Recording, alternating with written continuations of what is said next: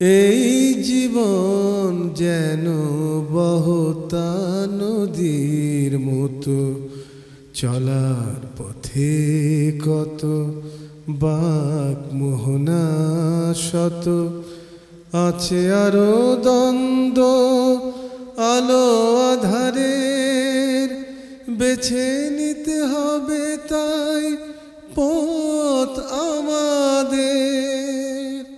আসসালামু আলাইকুম প্রিয় দর্শক, আপনারা যারা দেশে আছেন প্রবাসে, সবাইকে জানাই অনেক অনেক প্রীতি ও শুভেচ্ছা। শুরু হলো অ্যান্টিবায়োটিক এবং লাভ হলো নিবেদিত টক শো আলোকপাত। আমাদের আজকের বিষয় রাত্রি জাগরণ। আপনাদের সাথে আছি আমি জয়নুল আবেদিন আজাদ। আর আজকে আমাদের মাঝে অতিথি হিসেবে উপস্থিত আছেন প্রফেসর মুক্তার আহমেদ, ড্যাফোডিল ইন্টারন্যাশনাল ইউনিভার্সিটি। আসসালামু আলাইকুম রহমতুল্লাহি ওয়া বারাকাতুহু। প্রিয় দর্শক, আমাদের আজকের যে বিষয়, যে শিরোনাম রাত্রি জাগরণ, আপনাদের মধ্যে একটা কৌতূহল সৃষ্টি হতে পারে যে এটা আবার কেমন শিরোনাম, কেমন বিষয়। রাত তো আমরা জেগেই থাকি, এখানে আর জানার কি বিষয় আছে? আসলেই জানার মতো গভীর বিষয় আছে এই রাত্রি জাগরণের মধ্যে। আসুন আমরা সে গভীর বিষয়ে প্রবেশ করার চেষ্টা করি। শুরুতে প্রফেসর মুক্তার আহমদ, আপনার কাছে জানতে চাইব রাতের পরিচয় সম্পর্কে। ইন্নাল হামদুলিল্লাহি ওয়াস সালাতু ওয়াস সালামু আলা রাসূলিল্লাহ ওয়া আলা আলিহি ওয়া আসহাবিহি ওয়া মাওয়ালা, আম্মা বাদ। যদি আমরা এমনি কোরআনের দিকে তাকাই তাহলে দেখব যে রাতের তিনি একটি পরিচয় দিয়েছেন আল্লাহ সুবহানাহু ওয়া তাআলা। তিনি বলেছেন যে রাতটাকে আমি তোমাদের জন্যে বানিয়েছি বিশ্রামের জন্যে, অথবা তোমাদের দিনের যে সকল রেগুলার কার্যকলাপ আছে এখান থেকে তোমরা ক্ষণিকের জন্য তোমরা বিরতি গ্রহণ করবে, এরপর নতুন এনার্জি নিয়ে, শক্তি নিয়ে যেন পরবর্তী দিনের কার্যকলাপ তোমরা পরিচালনা করতে পারো। সেটি আসলে রাতের বিষয় আল্লাহ সুবহানাহু ওয়া তাআলা কোরআনে বলেছেন। তো রাত এবং দিন তো আসলে আপেক্ষিক একটি বিষয়। আমরা যদি বলি যে দিন এর প্রত্যাগমনের পরেই রাত আসে, ইন্না ফি খালকিস সামাওয়াতি ওয়াল আরদি ওয়াখতিলাফিল লাইলি ওয়ান নাহার, রাত এবং দিনের আগমন এবং প্রত্যাগমন, একটি চলে যায় আর একটি আসে, এর মধ্যে বন্ধুর মতো আবর্তন, এই যে আবর্তনের মধ্যে রিলে রেসের মতো এই যে রোটেট করছে, এটা এই রোটেশনের মধ্যে কিন্তু জ্ঞানীদের জন্য নিদর্শন আছে যে আসলে রাতটা কি। আমরা আসলে এমনি যদি আমরা সায়েন্টিফিক পার্সপেক্টিভ থেকে বলি তাহলে তো রাত তো আমাদের আসলেই হওয়ার কথা নয়। যে পরিমাণ লাইট মানে আকাশে আছে, এই লাইটগুলো যদি ঠিক এই পৃথিবীটা যদি না ঘুরতো, আবর্তিত যদি না হতো, এগুলো সবসময় এখানে স্পট লাইটের মতো সবসময় পড়তো। যেমনিভাবে এই স্টুডিওতে আলো আছে, ক্ষণিকের জন্য তো এখানে আলোর কোনো বিরতি নেই। এই আলোটি কিছুক্ষণের জন্য আল্লাহ কেন সরিয়ে রাখেন? যেন আমরা বিশ্রাম গ্রহণ করে আবার দিনের আলোতে আমাদের কার্যকলাপগুলো আমরা পরিচালনা করি। আপনি তো রাতের পরিচয় দিতে গিয়ে আপনি সৌরজগৎকে নিয়ে আসলেন। এখন যদি আমরা সৌরজগৎ নিয়ে ভাবি, আমরা চাঁদ নিয়ে ভাবি, সূর্য নিয়ে ভাবি, তো আমরা অনেক দূরে চলে যাব। জি, তো আপাতত কিছুটা ইঙ্গিত দিলে আমরা সেখানে থাকি। এরপরে আমরা রাতের সাথে জাগরণকে যুক্ত করি। জি, আজকে কেন আমরা এই রাত্রি জাগরণ, এই বিষয়টাকে এত গুরুত্ব দিলাম?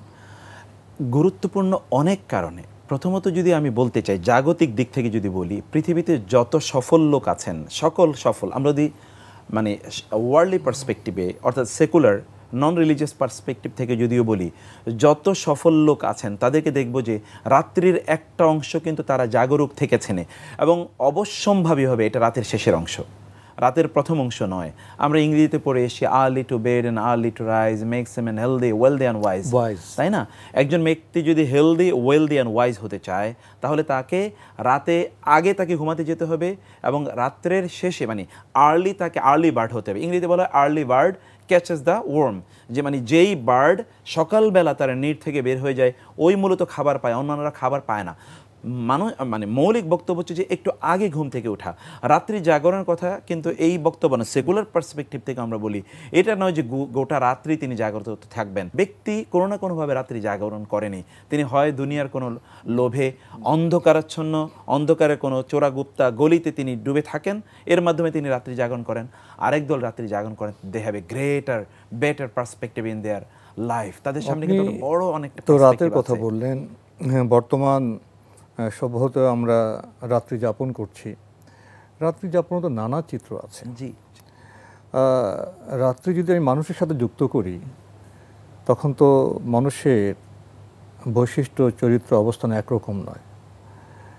এখন রাত্রিকে কোনো মানুষ যদি মনে করে আমি রাত্রিকে ভোগ করব, আমি বিলাসে যাপন করব আমি রাত্রি, তো তার রাত্রি জীবনের চিত্রটা একরকম হবে এবং সেই রাতের সাথে তার প্রবৃত্তি যুক্ত হয়ে যাবে। এবং যখন আমরা প্রবৃত্তি যুক্ত করব, তখন আমাদের হৃদয় যুক্ত হবে, সেখানে নাফসে আম্মারা যুক্ত হয়ে যাবে। এখন যে আমি সেখানে তো আমার হৃদয়টা একটা মূল বিষয়। জি জি। এবং হৃদয় নিয়ে তো ডাক্তার কাজ করেন, জি। আবার হৃদয় নিয়ে নবী ইসলাম কাজ করেছেন। তো হৃদয়ের তো আবার দুইটা রূপ, একটা তার বস্তুগত রূপ, একটা তার রুহানি রূপ। তার রুহানি যে রূপ, সেটা নিয়ে তো নবী রাসূলুল্লাহ কাজ করেছেন, আর ডাক্তাররা তো অপারেশন করেন সেই বস্তুগত বিষয়টা নিয়ে। এখন রাত্রি যাপন করতে গিয়ে প্রবৃত্তির কারণে এক ধরনের রাত্রি যাপন হয়।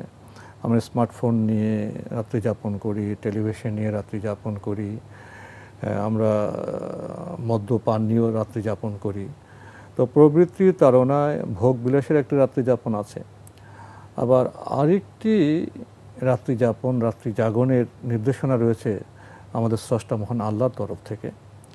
এবং মহান আল্লাহর তরফ থেকে রাত্রি জাগরণের যে নির্দেশনা, তার একটি আদর্শ রূপ, মানহাজ, পদ্ধতি আমাদের দিয়ে গেছেন আমাদের প্রিয় নবী হযরত মুহাম্মদ মুস্তাফা সাল্লাল্লাহু আলাইহি ওয়াসাল্লাম। এখন রাত্রি জাগরণের যে চিত্র, দ্বিবিধ চিত্র, এটাকে আপনি কিভাবে মূল্যায়ন করবেন? এটা যে আমরা যদি আমাদের আইডেন্টিটির কথা বলি, তাহলে রাত্রি জাগরণই আমাদের আইডেন্টিটিটা তৈরি করে দেয়। পৃথিবীর প্রত্যেকটি জাতির কিন্তু একটা রাতের আইডেন্টিটি আছে, মানে রাতের কালচার আছে। একজন ব্যক্তির তার কালচারটা কোন মুখী, এটি কি একটি পরিশুদ্ধ কালচার নাকি এটি একটি অন্ধকারাচ্ছন্ন কালচার, এটা তার রাত্রি জাগরণের উপর নির্ভর করে। আপনি যেটা বললেন, কেউ তো রাত্রি জাগরণ করে মদের বারে, কেউ হয়তো বা নিষিদ্ধ পল্লীতে তার রাত্রি জাগরণ হচ্ছে, কিন্তু কারো রাত্রি জাগরণ অন্য জায়গায়। আল্লাহ সুবহানাহু সূরা ফুরকানে বলেছেন, ওয়াল্লাযীনা ইয়াবিতুনা লিরাব্বিহিম সুজ্জাদাও ওয়া কিয়ামা। একদল আছে তারা রাত্রি জাগরণ করে সিজদারত অবস্থায় এবং দাঁড়ানো অবস্থায়, যেটাকে কিয়ামুল লাইল বলে। একদল লোকের কথা বলেছেন। এবং অন্য জায়গায় আল্লাহ তাআলা বলেছেন যে ওয়া মিনাল লাইলি ফাতাহাজ্জাদ বিহি নাফিলাতাল লাক আসা আন ইয়াবআসাকা রাব্বুকা মাকামা মাহমুদা। রাতের একটা অংশ তোমার রবের জন্য তুমি দাঁড়িয়ে থাকো, তাহলে তোমার রব তোমাকে একটা মাকামে মাহমুদ প্রদান করবেন। মাকামে মাহমুদের কিন্তু দুটো চিত্র আছে। একটা যদি আমরা ওয়ার্ল্ডলি পার্সপেক্টিভ থেকে বলি, অর্থাৎ এই পার্থিব, তাহলে এই দুনিয়াতে আল্লাহ তাআলা তাকে সফলতা প্রদান করবেন। রাসূলুল্লাহ সাল্লাল্লাহু আলাইহি ওয়াসাল্লাম এবং সাহাবায়ে কেরামদের জীবনে এমন কোনো ঘটনা ঘটেনি যে বৃহত্তর কোনো লক্ষ্য তার সামনে, যেমন ব্যাটল অফ বদরের কথা বলছি। ব্যাটল অফ বদরে তিনি যাবেন, কিন্তু গোটা রাত্রি সাহাবীরা বর্ণনা করছেন, গোটা রাত্রি আমরা প্রত্যেকে ঘুমিয়ে পড়লাম, কিন্তু একজন ব্যক্তি তিনি ঘুমাননি। গোটা রাত্রি তিনি তাহাজ্জুদ মানে জাগরণ করেছেন, তিনি রাত্রি জাগরণ করেছেন। তিনি হচ্ছে মুহাম্মদ রাসূলুল্লাহ। তিনি কি রাত্রি জাগরণের মাধ্যমে শক্তি অর্জন করলেন? শক্তি, এক্স্যাক্টলি, এইটাই হচ্ছে। আর শক্তি কিন্তু দুই ধরনের, একটা শক্তি হচ্ছে ফিজিক্যাল, আর একটা হচ্ছে কি স্পিরিচুয়াল। আমরা আধুনিক এখন বলা হয় যে অবেসিটি ইজ এ ডিজিজ। কোন এক সময় মনে করা হতো যে অনেক মোটা মানে অনেক শক্তিশালী, কিন্তু এখন আমরা দেখি যে দুর্বল, এখন আসলে দুর্বল বলা। Obesity means weak person, weak, তাই না? এটা একটা উইক পয়েন্ট কিন্তু একজন ব্যক্তির। ফলে আমরা শরীরের শক্তি এবং অন্তরের শক্তি, যদি আপনি আগে এটা ইন্ডিকেট করেছেন, দুটো শক্তির কিন্তু একাত্মতা প্রয়োজন হয়। যদি দুটো শক্তি একটা জায়গায় না আসে, তাহলে কখনোই এটা ফলপ্রসূ, এটা হারমোনিয়াস ডেভেলপমেন্ট হবে না, এটা মানবিক বিকাশ হবে না, সেখানে সুসামঞ্জস্য, সৌন্দর্য আসবে। এই জন্য যে অধিকাংশ লোকে আমরা দেখি যে বহু লোক আছে, তারা রাত বিভোরে তারা ঘুমান, সারা রাত ঘুমিয়েছেন, সকালবেলা তারা উঠতে পারেনি। যখন তারা উঠেন, তখনও তাদেরকে একটু শরীর ব্যথা, মাথা ব্যথা, তার শরীরটা একটু অলস। উন্নত যে মানব চরিত্র, তার সাথে অলস জীবনযাপন তো যায় না। আবার কিছু কিছু লোক আছে, তারা হয়তো রাতে খুব কমই ঘুমিয়েছেন, কিন্তু সকালবেলা তাকে দেখলে দেখা যায় যে তিনি এতটাই স্পিরিটেড, দীপ্ত, প্রফুল্ল, এনার্জেটিক, খুব স্মার্ট মনে হয় তাকে। কারণ কি? কারণ হচ্ছে আমরা আমাদের উপর অপ্রয়োজনীয় অন্যায় আচরণের মাধ্যমে, অপরাধের কারণে, আমরা আমাদের শরীরের উপর অথবা রাজ্যের, দুনিয়ার অপ্রয়োজনীয় চিন্তার কারণে, দুনিয়ার লোভ লালসার কারণে আমাদের নিজেদের উপর এত বেশি বোঝা চাপিয়ে আমরা যখন শুইতে যাই, আমরা যখন ঘুমাতে যাই, তখন আমরা এতটা ক্লান্ত, যখন ঘুম থেকে উঠি ওই অবসাদ থেকে কিন্তু আমরা বের হতে পারি না। আরেক দল লোক রাজ্যের সকল চিন্তা বাদ দিয়ে তারা যখন ঘুমাতে যান কিছুক্ষণ তারা ঘুমান, যখন তারা ঘুম থেকে উঠেন তখন তারা কিছুক্ষণ সালাত আদায় করেন এবং তারা নাশিদ, হাদিসে এসে তখন তারা নাশিদ, অর্থাৎ তারা প্রচণ্ড স্পিরিটেড তারা ফিল করেন, মনোযোগ গোটা শরীর দিয়ে তারা, অথচ তিনি কিন্তু 2-3 ঘন্টার বা 4 ঘন্টার বেশি তিনি ঘুমান না। যেভাবে বর্ণনা করলেন এখানে মনে হচ্ছে আপনি বোধহয় একটি পাওয়ার হাউসের কথা বলছেন। একটা পাওয়ার হাউস, এক্স্যাক্টলি। আসলে পাওয়ার হাউসের সাথে যদি আমি বিযুক্ত হয়ে যাই তাহলে আমি কীভাবে শক্তিমান হব? জি জি। এখন রাত এমন একটি বিষয় যেখানে আমি পাওয়ার হাউসের সাথে আমি সংযুক্ত হওয়ার একটি সুযোগ পাই। এখানে আরও খুব গভীর বিষয় হলো, আমি যে রাত্রি জাগরণ করব, যেটাকে আমরা আরেক পরিভাষায় বলতে পারি কিয়ামুল লাইল, জি, সেখানেও মানবিক সীমাবদ্ধতাকে গুরুত্ব দিয়েছেন রাসূল সাল্লাল্লাহু আলাইহি ওয়াসাল্লাম। জি জি।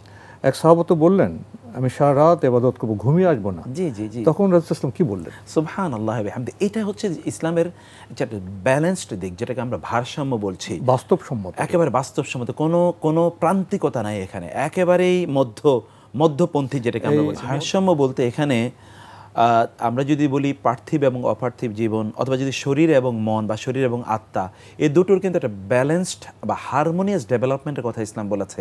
এটার ব্যালেন্সড লাইফস্টাইল ইসলাম দিয়েছে। তা কি, যেমন আপনি যেটা বললেন, আব্দুল্লাহ ইবনে আমর ইবনে আসের মতো সাহাবী সারা রাত জেগে তিনি সালাত আদায় করছেন, রাসূলুল্লাহ বললেন যে না, ফাইন্না লিজাসাদিকা আলাইকা হাক্কান ওয়ালি আইনিকা আলাইকা হাক্কান ওয়ালি রাব্বিকা আলাইকা হাক্ক ওয়ালি জাওজিকা আলাইকা হাক্ক ফাআতি কুল্লাযি হাক্কিন হাক্কা, যে তোমার শরীরের উপর তোমার দায়িত্ব আছে, মানে তোমার উপর তোমার শরীরের অধিকার আছে, হক আছে, তোমার চোখের হক আছে, তোমার উপর তোমার স্ত্রীর হক আছে, তোমার রবের হক আছে, প্রত্যেকে তাদের হক দান করো।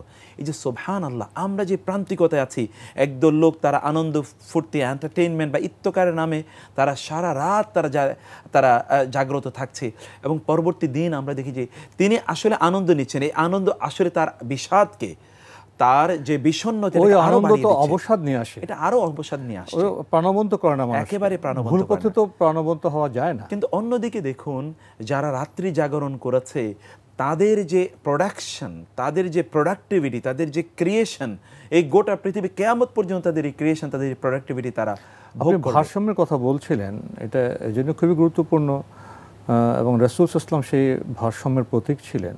আবেগে যদি আমরা সারা রাত জেগে থাকি, আমি তো মানুষ, আমি তো টিকতে পারবো না, আমার তো সীমাবদ্ধতা আছে। জি জি। পরে দেখা যাবে আমি দিনের ফরজ নামাজে আদায় করতে পারছি। জি জি, এটা হয়েছে, এই বার্তাই তো আমাদের দিয়েছেন, আমাদের রাত জাগতে হবে। তো এখানে সুন্নাহ কি হবে? এখানে আমরা কি রাসূল সাল্লাল্লাহু আলাইহি ওয়াসাল্লাম জীবনে যাব? রাসূল ইসলাম কি করতেন? দেখুন, রাসূল ইসলামের উপর ওরা কিন্তু জুলুম নির্যাতন করলো, তিনি দিন প্রচার করতে পারছেন না, ইত্তকারের ব্যাপারে জীবনটা তো চ্যালেঞ্জের ছিল, চ্যালেঞ্জে, কিন্তু প্রশান্ত। কারণ কি? কারণ হচ্ছে আল্লাহ তাআলা বলেন, কুমিল লাইলা ইল্লা কালিলা নিসফাহু আও ইনকুস মিনহু কালিলা আও জিদ আলাইহি ওয়ারাত্তিলিল কুরআনা তারতিলা।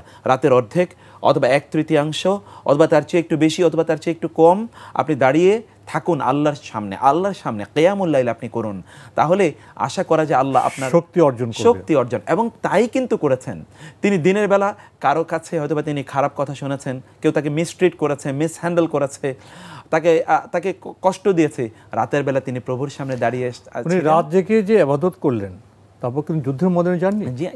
এই বদর যুদ্ধের কথা আমরা যেটা বলছিলাম, যুদ্ধের ময়দানে অল্প কিছু সৈন্য নিয়ে তিনি কি করেছেন। আমি আরেকটা অসাধারণ কথা, বেলাল রাদিয়াল্লাহু তাআলা আনহুর উপর এই কুরাইশরা কি অত্যাচার করত, কিন্তু বেলাল রাদিয়াল্লাহু তাআলা আনহু তিনি রাতের বেলা তাহাজ্জুদ সালাত আদায় করে তিনি বলতেন, আল্লাহুম্মা হদি কুরাইশ, হে আল্লাহ তুমি কুরাইশকে হেদায়েত দান করো। কোন পৃথিবীতে কেউ কি এমন নজির দেখাতে পারবে যে শত্রুর বিরুদ্ধে কেউ বদদোয়া বাদ দিয়ে তিনি দোয়া করেছেন যে আল্লাহ তুমি তার কল্যাণ করো? আমরা শত্রুদের জন্য কল্যাণে দোয়া করি না, কি অকল্যাণে দোয়া করি? তাহাজ্জুদের নামাজ আদায় করলে মানুষের মধ্যে এরকম একটা এক্সপান্ডেড, একটা হিউজ একটা মেন্টালিটি তৈরি হয়, তার যে ন্যারোনেস, তার যে সংকীর্ণতা, এগুলো থেকে তিনি মুক্ত হয়ে যান। তার সফলতা চারিদিক থেকে তাকে এভাবে ঘিরে ধরে। সফলতাটা আসলে কি? অনেক বেশি বিত্ত বৈভবের মালিক হওয়া, নাকি মানসিক এবং শারীরিকভাবে আমি প্রফুল্ল থাকা, প্রশান্ত থাকা? এইটা যদি বলি সফলতা, তাহলে এর চেয়ে সফল কে?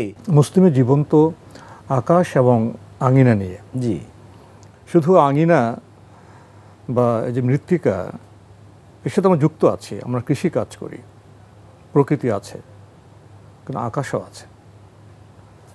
তো আকাশ এবং আঙিনা নিয়ে আমাদের যে জীবন, এর সাথে আবার যুক্ত হয়ে গেছে আমাদের অধীত বিদ্যার বিষয়গুলো।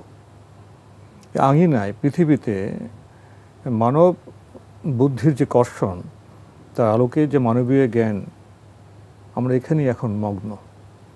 আর একটি ওহি জ্ঞান আছে, আসমানি জ্ঞান, অভ্রান্ত জ্ঞান, তার সাথে আমাদের সম্পর্ক কম। ঠিক। অথচ এই অধীত বিদ্যার যে জ্ঞান, মানবীয় জ্ঞান সম্পর্কে পবিত্র কোরআনে আল্লাহ কি বলেছেন?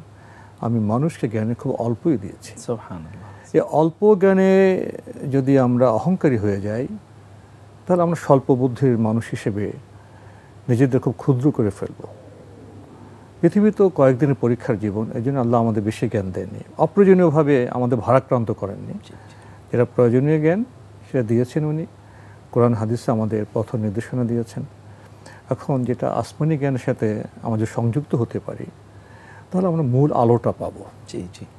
তো সেখানে যুক্ত না হওয়ার কারণে আমরা আমাদের নামাজ বুঝছি না, আমাদের অজু উপলব্ধি করতে পারছি না। অজু করার পর আকাশের দিকে তাকিয়ে আমি কেন কালমা পড়বো, আশহাদু আল্লা ইলাহা ইল্লাল্লাহু ওয়াহদাহু লা শারীকা লাহু ওয়া আশহাদু আন্না মুহাম্মাদান আবদুহু ওয়া রাসূলুহু। এই মাটির মানুষ এই মৃত্তিকায় অবস্থান করে অজুর পরে আমি আকাশের দিকে তাকিয়ে কেন এই কালমা পড়ছি, এর তাৎপর্য কী? এরপরে কেন আমাদের দাঁড়িয়ে আমরা কিয়াম করব, আমরা নামাজ পড়ব? আমরা তো আসলে ওই জগতে যাইনি, কারণ আসমানি জ্ঞানের সাথে আমাদের সম্পর্কটা বিচ্ছিন্ন হয়ে গেছে। শুধু মুসলিম উম্মাহ নয়, সমগ্র মানব জাতির অধঃপতনের মধ্যে এটাই মূল কারণ। এটা মূল একটা কারণ। এর সাথে আমি শুধু একটু যুক্ত করি, তা হলো যে আমরা অনেকটা শরীর সর্বস্ব হয়ে পড়েছি। আমাদের শরীরের প্রতি আমাদের যে নজর, আমাদের আত্মার প্রতি কি আমাদের কোনো নজর আছে? মানে বস্তুবাদী হয়ে পড়েছি না? শুধু আমরা নিজকে জানি না, শরীর মন আত্মা তিনটা নিয়ে তো আমাদের, তিনটা নিয়ে আমরা যখন আয়নার সামনে দাঁড়াই তখন শুধু চেহারা দেখি। এই পৃথিবীতে কসমেটিক ইন্ডাস্ট্রির এত রমরমা ব্যবসা কিসের জন্য? শরীরের জন্য, কিন্তু আত্মার বাহ্যিক সৌন্দর্য, অন্তরের সৌন্দর্য কোনো চর্চাই নেই। অথচ মানুষ তো আসলে অন্তর নিয়ে, আল্লাহ কিন্তু দুটো কিতাব আমাদেরকে দিয়েছেন, একটা হলো ওপেন বুক আর একটা হলো ক্লোজড বুক। ওপেন বুকটা হচ্ছে এই যে বিশ্ব চরাচর, তিনি বারবার বলেছেন এদিকে তাকাও, চিন্তাশীলদের জন্য, বুদ্ধিমানদের জন্য, বিবেকবানদের জন্য, চক্ষুষ্মান যাদের চোখ আছে তাদের জন্য এখানে চিন্তার অনেক উপকরণ আছে। আমরা এইদিকে তাকাই না, একদল লোক অন্য দল লোক এগুলো নিয়ে শুধুমাত্র পড়ে আছে। রহস্যের কথা বলি, পবিত্র কোরআনের প্রথম যে সূরা আলাক 2 পর্যায়ে নাজিল হয়েছে, প্রথম যে 5টি আয়াত সেখানে ভ্রূণতত্ত্ব, মানব সৃষ্টির কথা বলেছে আলাক থেকে। এরপরে যে জ্ঞান চর্চার কথা বলা হলো, সেখানে শুধু কালামের কথা বলা হয়নি, কলমের কথা বলা হয়েছে। তো কালাম এবং কলমের যে সমন্বয় না হলে আমাদের সিভিলাইজেশন তো ক্রাইসিসে ভুগবে। আমার তো মনে হয় এই যে বর্তমান সভ্যতা যে ক্রাইসিস অফ সিভিলাইজেশন, সেটা হলো কালাম এবং কলমের সমন্বয়ের অভাব। এই সমন্বয়ের অভাব হলে তো আমরা রাত জাগবো না। আমরা রাত হয়তো অলস প্রাণীর মতো ঘুমিয়ে কাটাবো, অথবা আমরা মন্দ কর্মে রাতকে অতিবাহিত করব, এবং আমরা তো সালাতে দণ্ডমান হব না, কিয়াম করব না, স্রষ্টার সাথে পাওয়ার হাউসের সাথে আমাদের সংযুক্তি হবে না। এইসব কারণে তো বোধহয় আমাদের এখন ঘরে শান্তি নেই, অন্তরে শান্তি নেই, সমাজে শান্তি নেই। বর্তমান সভ্যতায়, ডিজিটাল কালচারে আমাদের রাত জাগরণটা কেন বেশি বেশি করে সঠিক পথে অতিবাহিত করতে হবে? যদি শেষ বাক্যে আমি যে এই জায়গায় আমি শুধু অ্যাড্রেস করতে চাচ্ছিলাম, বিশেষ করে আমাদের ইয়াং জেনারেশনের জন্য এবং প্যারেন্ট যারা আছেন, পিতামাতা, তাদেরকে বলছি আপনাদের সন্তানরাও কিন্তু রাত্রি জাগরণ করেন, কিন্তু কেন, কোন উদ্দেশ্যে? রাসূল সাল্লাল্লাহু আলাইহি ওয়াসাল্লাম কিভাবে রাত্রি জাগরণ পুরো রাত জাগবো? এটা কি পুরো রাত আমরা জাগবো না? রাসূল সাল্লাল্লাহু কিভাবে করতেন? রাসূল তো প্রথম যে অংশটি এই অংশটি তো তিনি পরিবারকে দিতেন, খাওয়া দাওয়া করতেন। এক্স্যাক্টলি, খাওয়া দাওয়া করতেন, পরিবারকে দিতেন। তার স্ত্রীদের সাথে কারোর সাথে কথা না বলে, মানে প্রত্যেকের সাথে কথা না বলে তিনি ঘুমাতে যেতেন না। প্রত্যেকের সাথে এশা পড়তেন, তারপরে তিনি ঘুমাতেন। এখন ডাক্তাররা বলছেন যে এই যে রাত 9টা-10টা থেকে 2টা পর্যন্ত ঘুমের আসল সময়, এটা মূল সময়। জি জি। তো এরপরে তো আমার কিয়ামুল লাইল চলে আসবে, রাত্রি জাগরণ চলে আসবে। রাত্রি জাগরণ চলে আসবে, তখন তো আল্লাহ আসমান থেকে আমাদের ডাকেন। এই যে আসমান আর পৃথিবীর যে সম্পর্ক, সম্পর্ক তখন তৈরির জন্য সালাফরা তারা বলতেন যে, হাদিসে বহু জায়গায় আছে, কোরআনে এসেছে, ওয়াবিল আসহারিহুম ইস্তাগফিরুন তাতাজাফা জুনুহুম আনিল মাদাজি। তারা রাত্রির শেষ অংশে গিয়ে তারা বিছানা থেকে উঠে যায় এবং আল্লাহর কাছে তারা চায়। আল্লাহ বলেন ডাক দিয়ে, এমনকি কেউ আছে কারো রিজিকের প্রবলেম, আমি তার রিজিক সমাধান করে দেব। এমনকি কারো আছে যে তার রোগ আছে, আমি তার রোগ দূর করে দিচ্ছি। কারো কোনো আলামিন মুবতালা ফাওয়াফি, এমনকি কোনো প্রবলেম আছে তুমি তোমার প্রবলেমটা আমার কাছে বলো, আমি সেটা সমাধান করে দেই। আচ্ছা, মানুষের এর বাইরে আর ক্রাইসিস কি? তার বাইরে তো আর কিছু নেই, এর মধ্যেই সব কিছু আছে। তো সবশেষে আপনার কাছে আমরা আশাবাদের বার্তা পেলাম, রাত জাগরণের যে লক্ষ্য সে বার্তা পেলাম। তো তো এই বার্তা নিয়ে আজকে অনুষ্ঠান এখানে শেষ করতে চাচ্ছি। প্রফেসর মুক্তার আহমদ, আপনি কষ্ট করে আমাদের স্টুডিওতে এসেছেন, সময় দিয়েছেন, সেজন্য আপনাকে অনেক ধন্যবাদ। আপনাকে অনেক ধন্যবাদ, জাযাকাল্লাহ খায়ের। প্রিয় দর্শক, আমরা এতক্ষণ দেখছিলাম অ্যান্টিবি আয়োজিত এবং লাভ হলো নিবেদিত অনুষ্ঠান আলোকপাত। আমাদের আজকের বিষয় ছিল রাত্রি জাগরণ। আমাদের অনুষ্ঠান আপনারা এনটিভি অনলাইনেও দেখতে পারবেন, ভিজিট করুন www.ntvbd.com। এছাড়া ইউটিউবে এবং আমাদের ভেরিফাইড ফেসবুক পেজে অনুষ্ঠান দেখতে পারবেন। প্রিয় দর্শক, আমাদের আজকের বিষয় ছিল রাত্রি জাগরণ। বর্তমান সভ্যতায় আমরা ভোগবাদী হয়ে এক ধরনের রাত্রি যাপন করছি, আমরা অলস হচ্ছি। আরেকটি হলো রাসূল ইসলামের রাত্রি জাগরণের উদাহরণ। এই রাত্রি জাগরণের ভারসাম্য আছে। রাতে প্রথম দিকে আমরা পরিবারকে সময় দেব, আমরা খাদ্য গ্রহণ করব, এশা পড়ব, এরপরে আমরা একটা অংশ ঘুম যাব এবং শেষ রাতের দিকে আমরা উঠে যাব। আমরা দাঁড়িয়ে মহান স্রষ্টার সাথে সম্পর্ক স্থাপন করব। আমরা আলোকিত গ্রন্থ আল কোরআন অধ্যয়ন করব এবং আমরা সূর্য ওঠার আগে তো আমরা উঠে যাব। তো এই যে রাত্রি যাপনের ইসলামের যে নির্দেশিকা, যে ভারসাম্য, যে সমন্বয়, তার মধ্যে যে শুধু আধ্যাত্মিক উন্নয়নের বিষয় আছে তা নয়, স্বাস্থ্যগত উন্নতির বিষয় আছে, আল্লাহর কাছে চাওয়ার এবং পাওয়ার বিষয় আছে, এলমের বিষয় আছে। সামগ্রিক দিক থেকে আমাদের দুনিয়াবী স্বার্থ এখানে নিহিত রয়েছে। রাত্রি জাগরণের শেষ সময়ে মহান আল্লাহ প্রথম আসমানে নেমে জিজ্ঞেস করেন, তোমাদের কার কি চাওয়া আছে বান্দা? আমি তো এসেছি। আসুন আমরা সেভাবে রাত্রি জাগরণ করি এবং মহান স্রষ্টার সাথে আমরা সম্পর্ক বিনির্মাণ করি। প্রিয় দর্শক, মহান আল্লাহ আমাদের সবাইকে নিরাপদে রাখুন, রাখুন শান্তিতে।